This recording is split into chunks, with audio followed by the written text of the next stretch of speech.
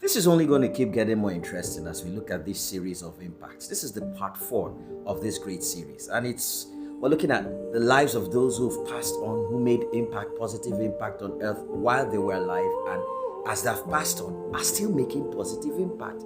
It's raising a series of questions as in, how could they have made impact while living and still making great impact while dead?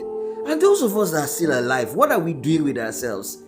Okay, let's go on. Today I want to be looking at religious leaders, of the faith who made impact, who walked on these sands and did great things while they were here, and are still doing great things, still speaking from the grave, making great impact on mankind. I want to start with, not in any order of importance, but please don't blame me. This is my mentor, my role model, who I have looked up to and I keep looking up to, even as he has been transitioned to heaven. I'm talking of no other person but the very great evangelist Billy Graham. God, this man was so great and yet so simple. Do you believe that on his tomb, all he asked them to write was the preacher? He remained evangelist Billy Graham even till he died. He never went by any big accolades or titles. In some cases, he just wanted to be known as Billy Graham. Now, Billy Graham was a Southern Baptist preacher, a very, very great man. He gave his life to Christ at a very, very early stage and started preaching. But in his early 20s, he was already preaching the gospel, and he was known as the preaching windmill.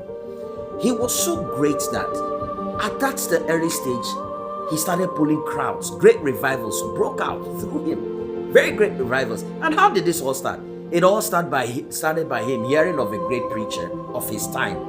And his heart cry became, oh God, if you could use this person, trust me to use me. Trust me to be used by you greatly in my time. Oh God, use me greatly. I trust that you can use me. Lord, give me a chance to be used greatly by you. His friends heard him praying this prayer one night on the wet grass, crying to God. I feel that was one of the cries that actually sparked the great revival led by evangelist Billy Graham. Look, we can't just keep talking about this man. This man, it will take us over 10 episodes to even get close to saying anything about him. But let me just touch this about him a little bit.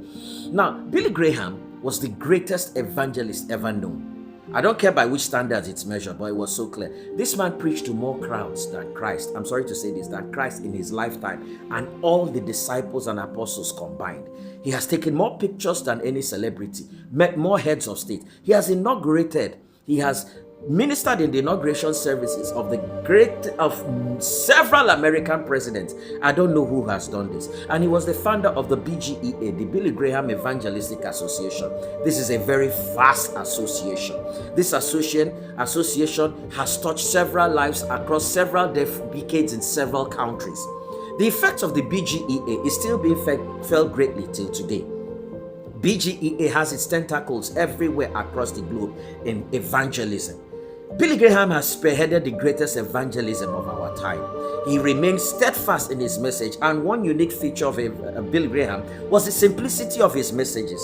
His messages were never complex. He just picks a verse of scripture and talks on a crusade ground. You notice that crowds of millions, he pulled more crowds than anybody had ever pulled in this life. And when he preaches these simple messages, you notice the rapt attention, they captivate, the way the congregations, the crowds are captivated. No one moves.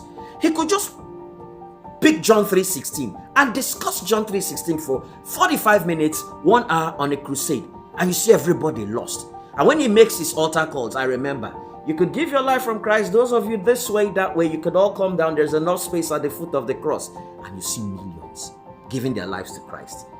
Now, Billy Graham passed on, and his net worth until today, still generating revenue, is worth $1.1 billion. This is someone who's crossed to the other side. He's in heaven now. I wonder the kind of reception he would have received.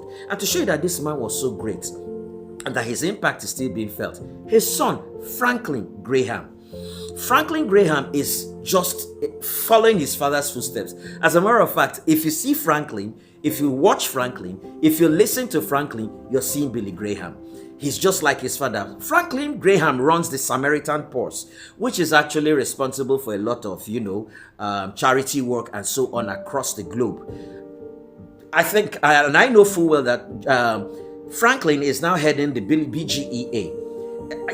I was touched when I watched Franklin at the inauguration of President Donald Trump do exactly what his father used to do over the years.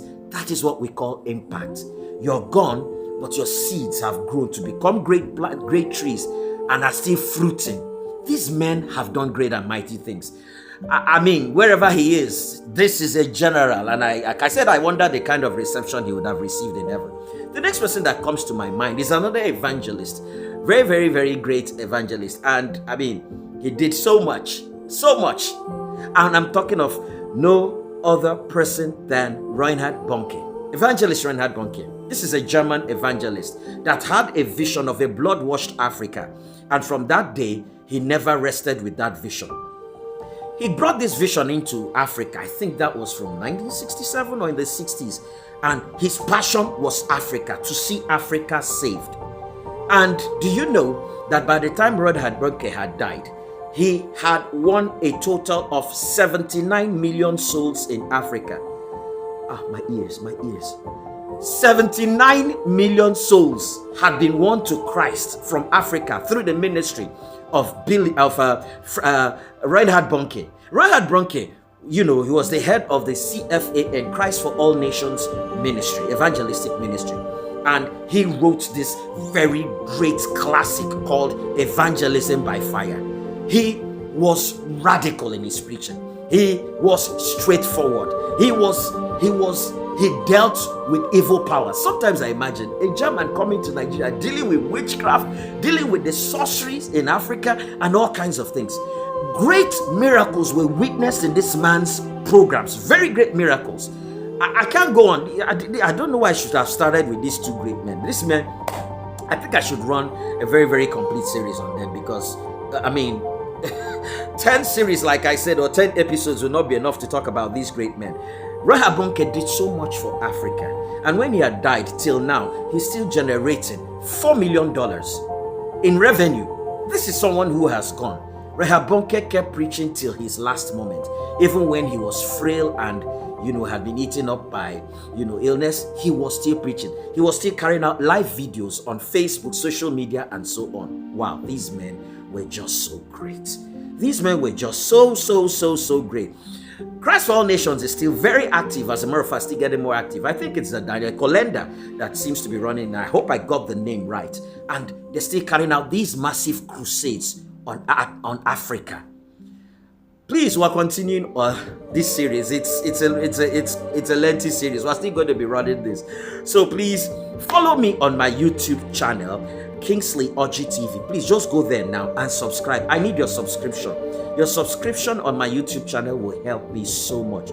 Just pause what you're doing and go there, Kingsley Orji TV, OJI, and subscribe. It will be a pleasure. This is Kingsley Orji, the normal Omahia man, trying to make sense and give someone out there a reason to stay alive and a purpose to live it. Thank you.